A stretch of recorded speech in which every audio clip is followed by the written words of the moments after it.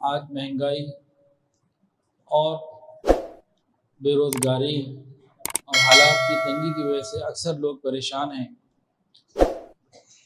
ان حالات میں ہم کیا کریں کہ ہمارے معاملات ٹھیک ہو جائیں؟ اور انہی حالات میں بہت سے لوگ یہ سوال پوچھتے ہیں کہ جب رزق کا وعدہ قرآن مجید میں اللہ تعالیٰ نے کیا ہے، ہر ایک سے بند پتھروں میں بھی رزق اللہ نے پہنچانے کا وعدہ کیا ہے، اگر بند پتھر میں کوئی کیڑا موجود ہے تو لوگ بھوکے کیوں مرتے ہیں؟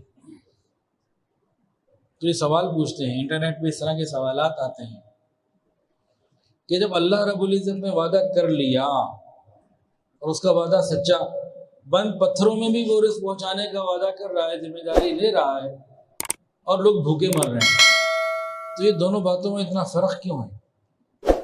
تو اس سوال کا جواب ذرا غور سے سن لیجئے۔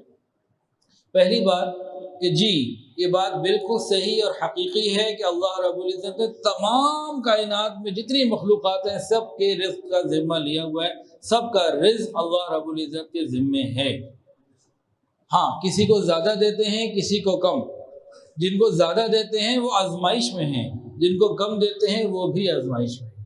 کس کو زیادہ دینے اور کس کو کم، یہ ان کا معاملہ، وہ اپنی حکمت سے بہتر سمجھتے ہیں کس کو کیا دینا ہے۔ وعدہ سب سے جب تک موت نہیں آ جاتی، موت آ جائے گی تو اگلے جہاں اگلے سلسلے شروع ہو جائیں گے۔ تو اللہ رب العزت سب کو پہنچاتے ہیں۔ اب اللہ تعالیٰ کی دین کو دیکھیے، جو بڑے حضرات ہیں نا، جن کی عمر 60-70 سال ہے، میں نے اپنے والد صاحب سے بھی سنا، فرماتے ہیں کہ ایک زمانہ تھا، زیادہ پرانا نہیں، ہمارے دادا کا زمانہ، سینکڑوں سال پرانے کی بات نہیں کر رہا، کہ لاکھ یا جھوٹے کی زبان پہ ہوتا تھا، لاکھ کا لفظ یا لاکھ پنساری کی دکان پہ ملتی تھی۔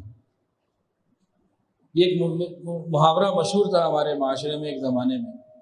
لاکھ کا مطلب 1 لاکھ، تو لاکھ یا جھوٹے کی زبان پہ ہوتا تھا، یعنی لکھپتی کوئی ہوتا تھا جو کہتے تھے نا میں لکھپتی ہوں، تو عام طور سے جھوٹے ہوتے تھے، ویسے ہی بات کرتے تھے۔ یا پھر لاکھ پنساری کی دکان پر ہوتی تھی۔ یہ کیا چیز ہے؟ آپ جائیں نا یہ جی پی او اور کوئی کتاب کو چیز بھیجنی ہو تو یہ کپڑے کا نا ایک تھیلا دیتے ہیں، اس کو سیل کرنے کے لیے جو چیز ہوتی ہے اس کو لاکھ کہتے ہیں۔ تو لاکھ 2 جگہ ملتی تھی، جھوٹے کی زبان پر یا پنساری کی دکان پر۔ اور آج اگر کوئی بندہ ایسا ہے جس کی لاکھ روپے ماہانہ تنخواہ ہے، ان میں سے کئی ایسے ہوں گے جو زکوٰۃ کے بھی مستحق ہوں گے، لاکھ روپے سے گزارے نہیں ہو رہا۔ تو آج لاکھ کی تو حیثیت ہی کوئی نہیں رہی۔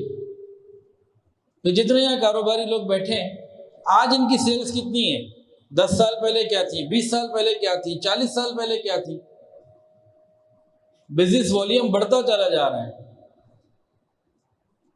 کم نہیں ہو رہا۔ لوگ کہتے ہیں جی زیادہ آبادی ہوگی تو وسائل کم ہو جائیں گے، یہ بے وقوف ہیں پرلے درجے کے۔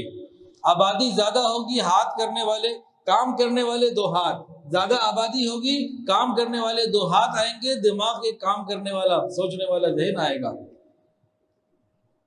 اور پھر آج سے کچھ عرصہ پہلے فصل سال میں 1 دفعہ دیتی تھی، فصل زمین جو ہے نا 1 دفعہ فصل آتی تھی سال میں۔ ایک صحابی تھے انس رضی اللہ تعالیٰ عنہ، ان کی باغات اور ان کی کھیتیں جو تھی ساتھ میں 1 سال میں 2 دفعہ فصل دیتی تھی۔ لوگ حیران ہوتے تھے، وہ عجیب کمال ہو گیا۔ اور آج اچھا ہاں، پہلے سال میں 1 مرتبہ اور تعداد کم، اب سال میں 2 3 بلکہ 4 مرتبہ تک زمین فصل دیتی ہے، اور تعداد بھی زیادہ۔ آپ جا کے دیکھ لیجئے، جتنے بھی ٹرانسپورٹ گڈز ہیں، ان لوگوں کے پاس جا کے پوچھے 20 سال پہلے تمہارے پاس کتنے ٹرک ہوتے تھے لوگوں کا سامان ادھر سے ادھر لے جانے کے لیے، آج کتنے؟ اللہ رب العزت کی طرف سے نعمتوں میں کمی نہیں ہوئی۔ اللہ کا وعدہ سچا ہے۔ معاملہ خراب کہاں سے ہو رہا ہے اس کو دیکھنا ہے۔ شکوہ اللہ سے نہیں بنتا، ہمارا ہم سے، ہمارے اپنے آپ سے بنتا ہے، یا پھر حکومت وقت سے بنتا ہے، جو ذمہ دار لوگ، سرمایہ دار لوگ، ان سے بنتا ہے، اللہ سے نہیں بنتا۔ اللہ تعالیٰ نے تو سب کی ضروریات کے لیے جو تھا اس سے زیادہ اتار دیا۔ اب اگلے معاملات جو خراب ہوتے ہیں وہ کہاں خراب ہوتے ہیں، ان پہ غور کرنے کی ضرورت ہے۔